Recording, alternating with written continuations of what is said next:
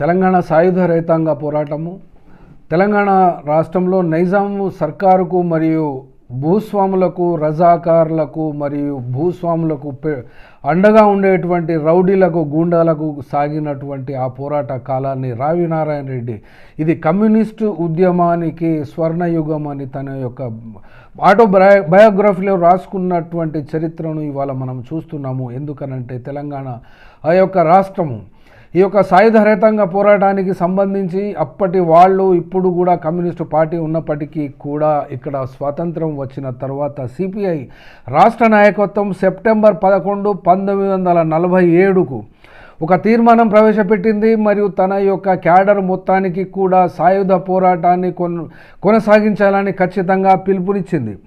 ఆ పిలుపు వెనక ఉన్నటువంటి అర్థము ఏది అయినప్పటికీ నైజాం సర్కారుకు వ్యతిరేకంగా సోషలిస్టు ప్రభుత్వాన్ని ఏర్పాటు చేయాలి తెలంగాణ రాష్ట్రంలో మరి నైజాం ప్రాంతంలో అనబడే ఉద్దేశమైనా ఉన్నప్పటికీ కూడా సిపిఐ నాయకత్వానికి ఆ లేఖను ఆ యొక్క తీర్మానాన్ని ఇచ్చి పంపడమైనది.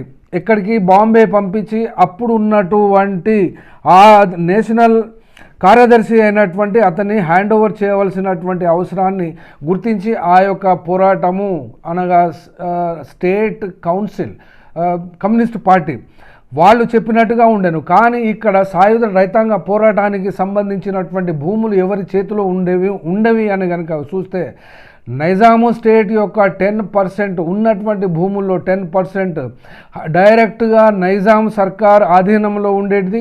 తర్వాత 60% ల్యాండ్ దివానీ లెక్కల్లో ఉండేది, అనగా రెవెన్యూ ల్యాండ్స్ అన్నిటి కూడా వాటిపై సుంకాలు వసూలు చేసేటువంటి చర్యలో ఇది 60%. 30% జాగీర్దారులు.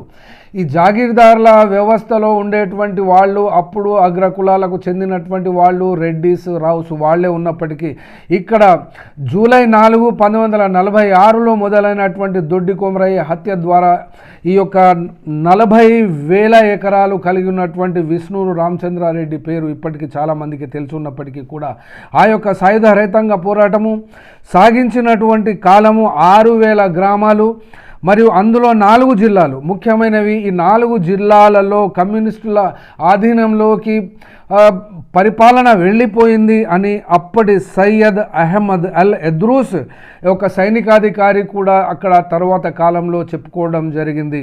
అలాగే 21 అక్టోబర్ 1951కి ఈ సాయుధ పోరాట విరమణను సిపిఐ పార్టీ విరమించుకున్నది.